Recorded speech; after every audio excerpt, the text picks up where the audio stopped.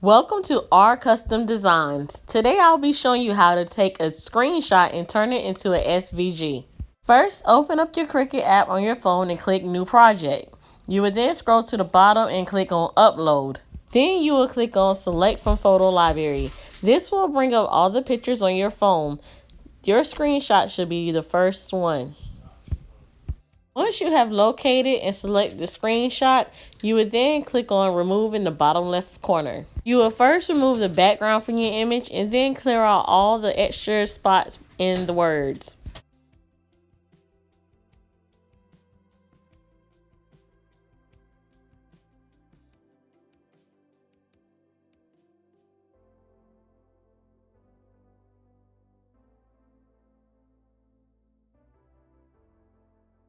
When you see that your image is nice and clean, you will then click Next at the top right.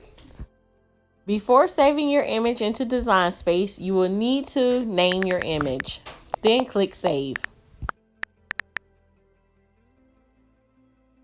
Now select your image and click Insert.